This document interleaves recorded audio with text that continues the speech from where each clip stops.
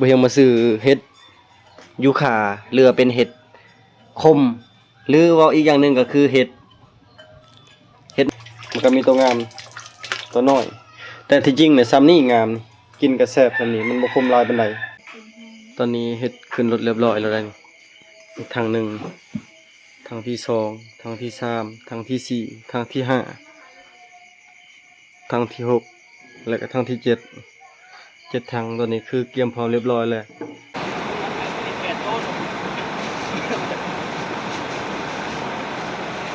อยากไปเฮ็ดจะให้ใจความว่าจะให้เจ้าความคิดว่ากล้าได้บ่ได้อยู่ได้ทั้งหมดเท่าไหร่จังล้าน10 ล้าน2 แสน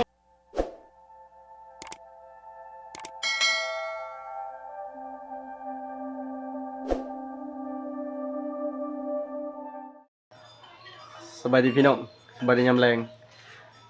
มื้อนี้กับมื้อวานมื้อซื่อนี้บ่เฮียงบ่ได้ไปทางใดติดธุระนิดนึงพี่น้องเอ้ย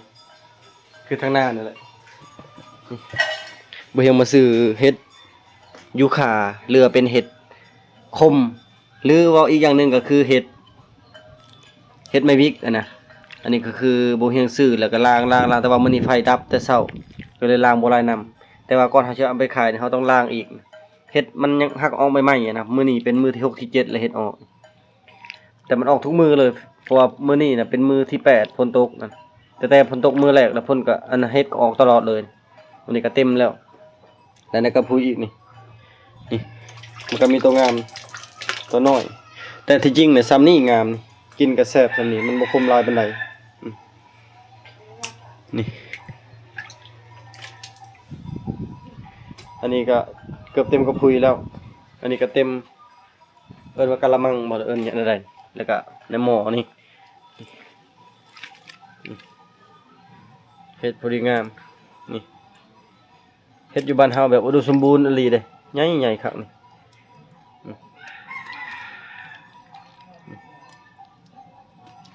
นี่แล้วก็พี่นำพี่ผู้อันนี้มันตัวเขาทิ่มมันนี่นะตัวเขาบอกมันจะแก่แล้วนี่ตัวนี้มันทำบ่เอาแล้วก็นี่ในรถนี่ก็ตัวนี้ก็เต็มตัวนี้ก็เต็มตัวนี้ก็เต็มมาเลยนี่ตัวนี้เอาเฮ็ดเฮาซื้อเมื่อวานนี่แล้วก็ตัวในหม้อนี่แม่นเฮาซื้อวันนี้แล้วชนตัวนี้นี่แม่นเฮาซื้อมื้อนี้ซื้อ2มื้อไปขายเทื่อนึงปกตินะเฮาซื้อตอนเช้าตอนแลงไปส่งซื้อตอนเช้าตอนแลงไปส่งแต่ว่าเฮ็ดได้บ่หลายเมื่อวานนี้ยันบ่คุ้มค่าน้ำมัน เฮ็ดไปว่าทุกอย่างพี่น้องเอ้ยมื้อนั้นก็กำไรบ่หลายมื้อซื่นนี่ซื้อตอนเช้าตอนแลงไปส่งกับผู้ไปส่งฮอดเมืองพีนซื้อนั่นได้กำไรเฮ็ดกับเอ้ยไผซื้อได้แต่คนละ700,000ได้กำไรนะมื้อนึงหาเงิน700,000แต่ว่า2คนเลยบ่เฮียงกับแซลมอนเอ้ยกับจันมาก็ถือคนละ350,000ก็พอได้อยู่หักออกค่าน้ำมันรถ800,000แต่นี่หมู่พีนไปครับ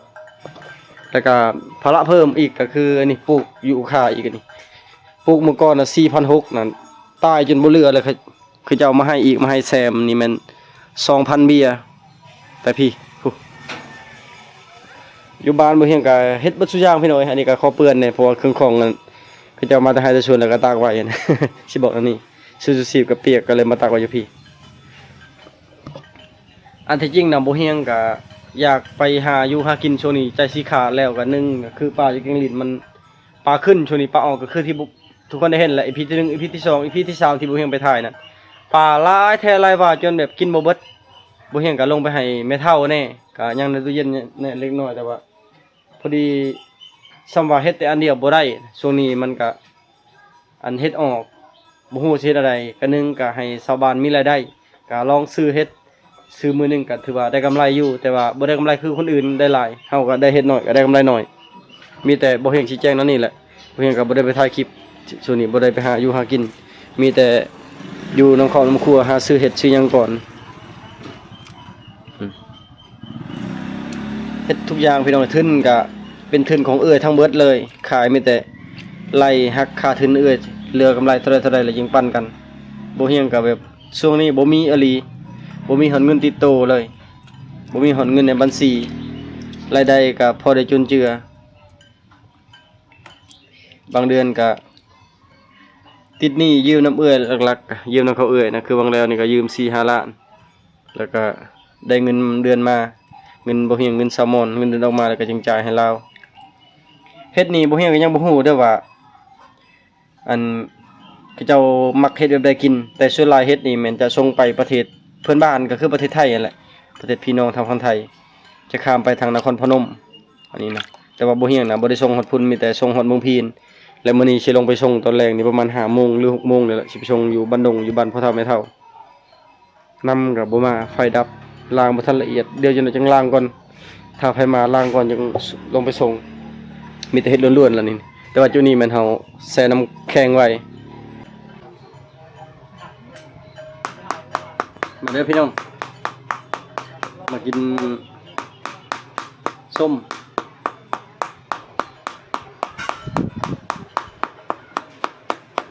ลมแห้งแห้งนะคิดฮอดแบ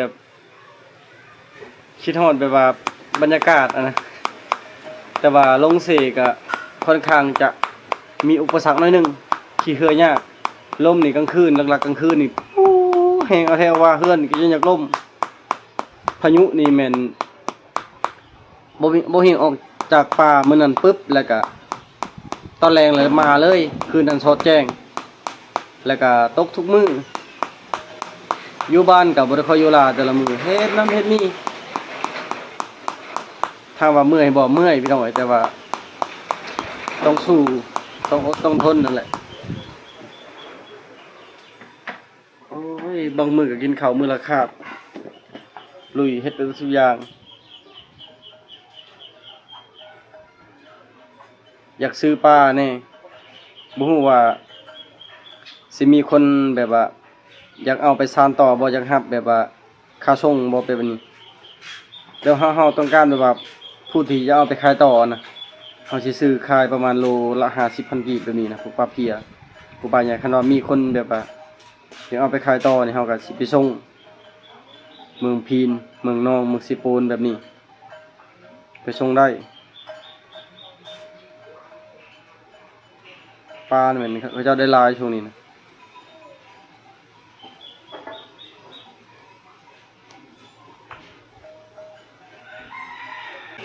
เจ้ายังนี่ แจวก็เป็นตะกินขนาดเลย เจ้าหวาน แจวปลาแดก สวัสดีชามอน โดยสบายดีไม่ได้ทุย ชามอนเอ้าปาดเรียบร้อ ล้าย ง เลย มือก่อน บ่ล้างก็ได้นะปอนใช้ปากตัวเอง ล้างที่มาที่ไล่ก็ล้างมือกันเด้อ ปลาเฮ็ดบ่นั่นน่ะ เผ็ดปอ ปอด อ บึ อก กมาแล้วอีก อืม ก่อยไว้ได้ช่องมือแล้วพูดได้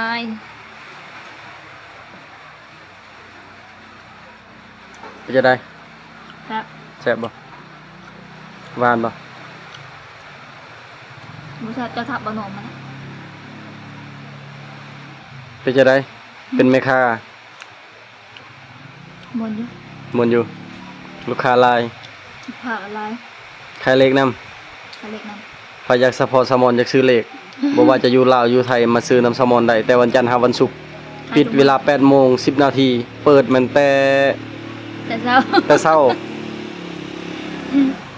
ขายตลอด อืม เดี๋ยวนี้ก็ ขาย ขาย ตลอด พอได้มาแหกมาทันได้แสนหนึ่ง แมนขายยังพอแก้วหรือพอแก้ว พอแก้ว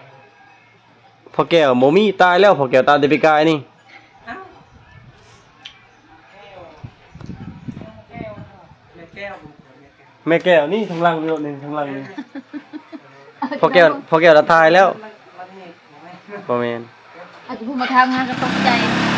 เจ้าก็ตายแล้วจะแบบ เขามาขายยังบ่ โมเมนต์ท้ายบางทางกันได้ตัวกองน้ำเนี่ย บ่แม่นมาขายบ่ บ่ฮู้แล้ว มาขายติ มันคือเขามาเฮอกันก็ได้พี่น้องปองไป มาเด้อพี่น้องอันนี้น่ะพี่ข้างไทยน่าจะเอิ้น มัก กระทอนบ้านเฮามักตองเนาะกินนำกันเป็นพี่น้องนี่เด้อพี่น้องมากินต่อมันหลังจากที่กินมักตองมาทันเบิดพอ ริซามอนพักจากเข้าตัวนี้3 โมง 4 โมงอันนี้ก็คือซีนผ่านซอยจุมื้อเช้านี้บ่เบิดบ่แฮงซื้ออันนี้แม่นลวกเอาบ่ บ่ดัด ดัดๆเนาะแบบดัด ดัดจะถล่มซะหม้อบ่ได้ซื้อน้ำ โอ้บ่เป็นครัวเนาะ บ่ ซีนผ่านบ่แฮงซื้อนั่นได้ผ่านผู้ใดหมู่ป่าก็บ่เดือนเราได้ผ่านตัวบักใหญ่เมื่อวานนี้นะมื้อซื่นเนาะตอนแรกมื้อซื่นนี่บ่แฮงซื้อซีนสัน2สันสันนอกนะ100,000ก็คุ้มอยู่ได้2 อัน 200,000กินข้าวต่อเนาะ โดยมาเด้อกินข้าวนํกัน มาเด้อพี่น้องเอ้า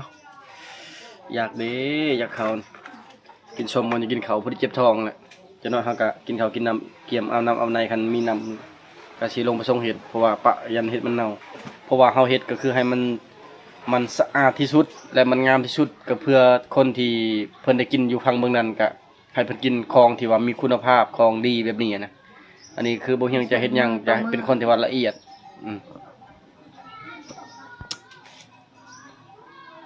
เซ็นอันชินซันครั้งหนึ่งนะไปให้พ่อเฒ่าแม่เฒ่าแล้วโอ้แซ่บเลยแซ่บพี่น้องเอ้ย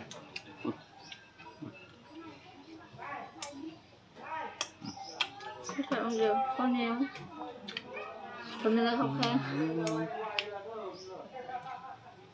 ข้าวนี่มันข้าวไห้มันจะแข็ง จุกหน้าคืออบมา สมอนเจ็บแขวบ่ฮู้สิซื้อยาหยังให้ขนาดอายุ58 ปีเจ็บแขวแล้วขนาดอายุ25 26นี่สิบ่ผมงอกบ่บัดนี้ เจ็บอะไรเมื่อวานนี้มาจนแบบบ่มีกระจิกกระใจช่วยเฮ็ดเลยเฮ็ดหลายๆวันนึงเจ็บแล้วก็เบิกอันนี้เลยเจ็บมาเลยหัวก็เจ็บ ฮู้แล้วคันเจ็บแขวนี่เบิดน้ำนั้นแหละบ่อยากเข้าอยากน้ำอยากแต่หาย เอาบ่ ตอนนี้เฮ็ดขึ้นรถเรียบร้อยแล้วได้นี่อีกทางหนึ่งทางที่2ทางที่3ทางที่4ทางที่5ทางที่6แล้วก็ทางที่7ทางตอนนี้คือเตรียมพร้อมเรียบร้อยแล้วเวลาตอนนี้แม่น 8:39 นาที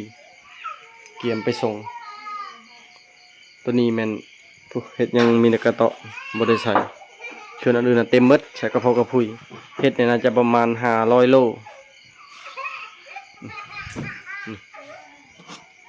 งามอยู่พี่น้องนี่โอ้ยนำหากมาตอนแรกเลยเฮาล้างตลอดเลยเพราะว่าเฮ็ดตัวนี้แม่นหลักๆแม่นเฮาต้องล้างน้ำหลายๆเพื่อความเหนียวเพื่อความ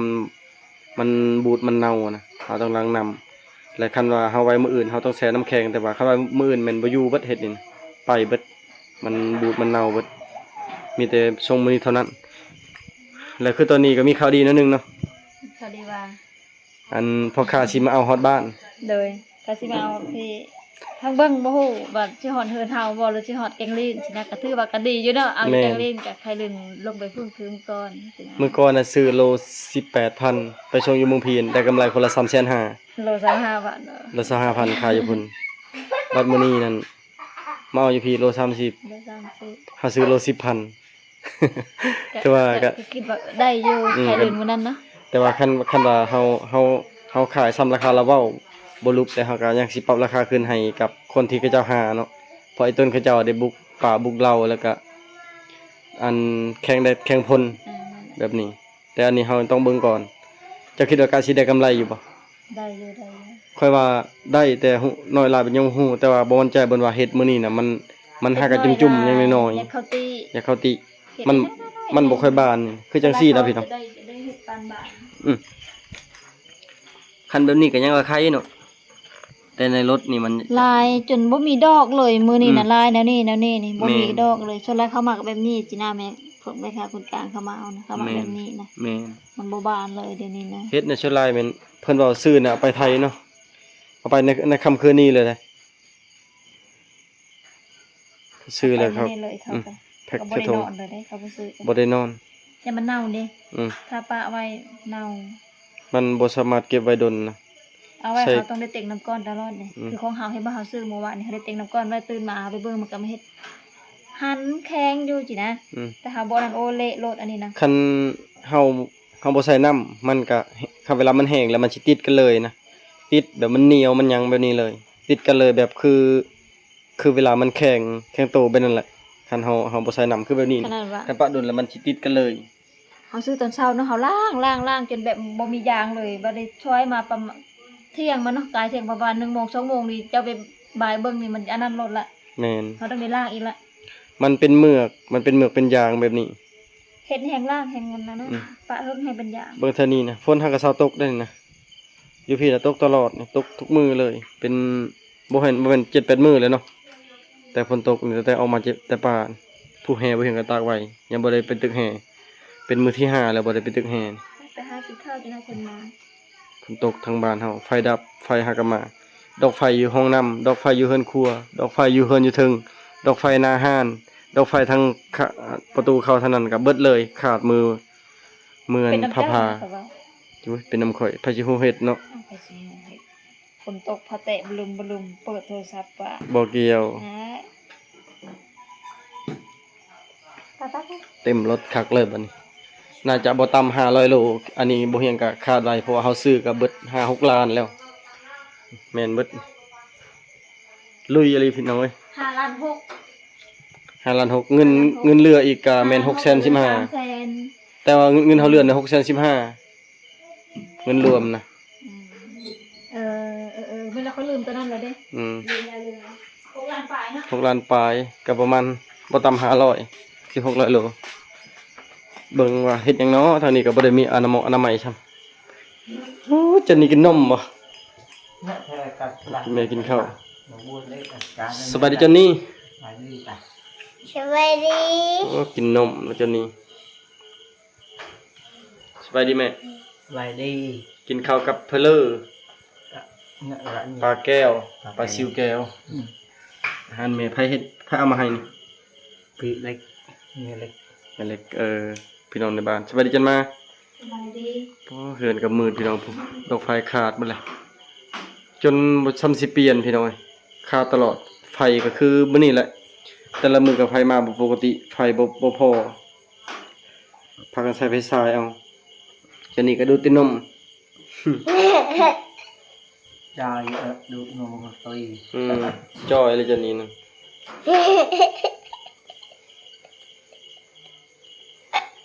อารมณ์ดีแท้บักขี้ไห้นี่ บักขี้ไห้อารมณ์ดีแท้บักขี้ไห้ มันมีบริการละทั้งคื บักขี้ไห้บักขี้ไห้ หนักละ เงยแช่ไปกินนมนะดูช่ะก่อนเปราะดูดฮะ ลูกชายนอนเลย ดูเลยล่ะ นอนละ ดูเลยล่ะ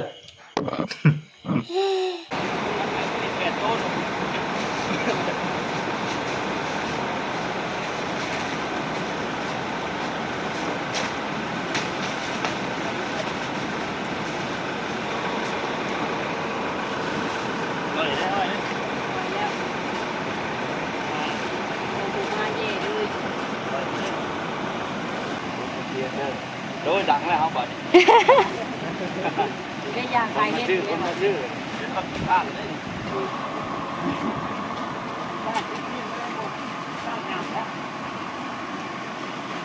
จัดไป2 โตนเบาๆ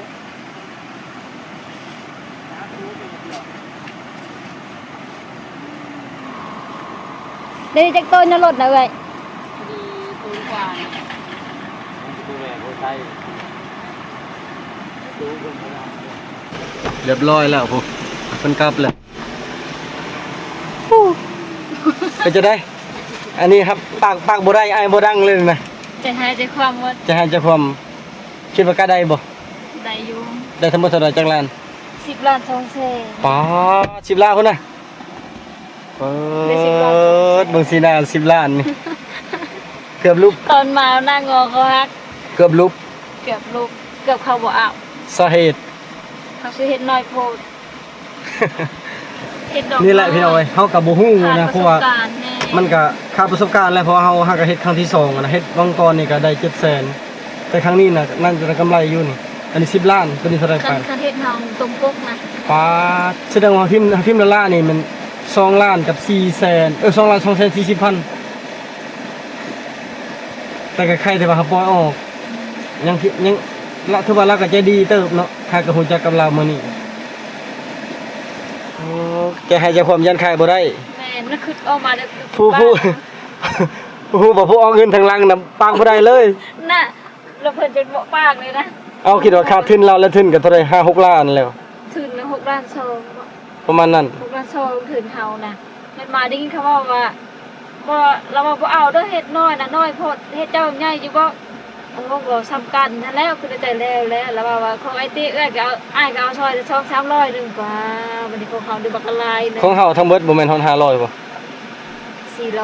ชิ้นละเท่าไหร่ 408 408โล 408 ป๊าดเกือบจะทิ่มเงินละล้านเนาะ แม่ คันเราบ่เอาเบิดนี่ตายเลยเฮาสิไปทิ่มทางใดบัดนี้ เราก็ยังจะดีถ้ามันมีบทปล่อยอยู่บ่เราทำที่นั่นเราก็ทำอยู่เนาะ แต่ว่ามื้อละบ่ได้มื้อนี่ เราบ่เราสิทำทางตัวเบรกเปิดมองมื้ออื่นน้ำเพิ่นจังซื้อบ่ให้ดอกมันใหญ่ก่อน แต่อ้ายนี่เราว่าได้มื้ออื่นนี่เราให้ซื้อต่อบ่หรือจังได๋ เราบ่ได้ว่าเรามีแต่เราว่าไปเล่นที่ตัวหาเด้อเราบ่ แสดงว่าคันเราปล่อยตัวนี้บ่ได้แม่นเราต้องเบรกคือกันเพราะเฮ็ดมันน้อยแบบเราทำบ่ดื้อกันน้อยหมดมื้อนี้น่ะมีแต่เฮ็ดน้อยกับเฮาผัดบ่ฮู้ว่าเพิ่นมักแบบใดเนาะ แม่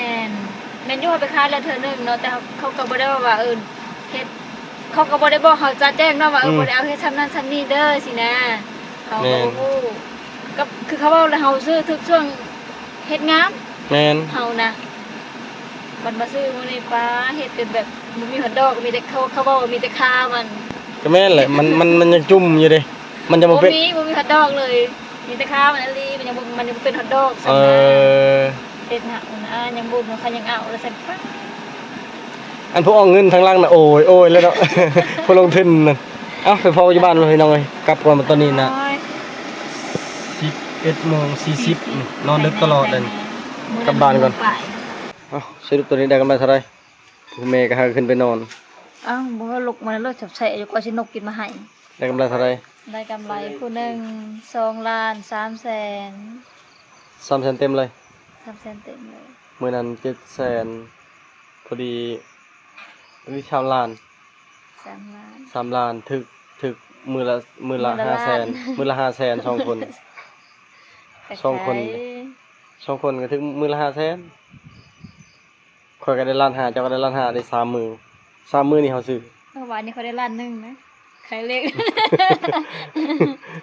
เอามามือหายน้องเราไหม กลับไปนอนแล้วบัดนี้ หายไปกับลูกเจ้าเลย งั้นเดี๋ยวมันจังนั้นมันยัง คือจะออกทางประตูนี่นะ มันยังอีก เขาเลยนี่ มันยังจะไปเก็บไปใช่ นะเคยเจ้า อันนี้ยังโบเขาเอ่ยซื้อแล้วแต่เขาเจ้ายังโบเอายังใครอยู่พี่น้องเอ้ยเกือบลุบกับเกือบได้นี่แม่นเกือบลุบนี่เอาเกือบลุบดีกว่า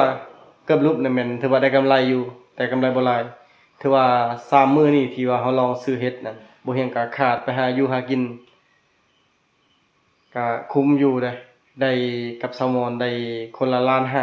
รวม2คนก็เป็น3ล้านโดยไผกับจันมาคือกันได้คนละ1.5ล้านก็ตก2คนก็ได้อยู่3ล้านกำไร6ล้าน6ล้านก็แบ่งให้2พูดก็คือพูดละ3ล้านแล้วก็แบ่งให้บุคคลก็คือคนละ1.5ล้านถือว่าถึกอยู่มื้อละ500,000เงินอยู่บ้านเฮานี่มื้อละ500,000ถือว่าหลายชุดถ้าว่า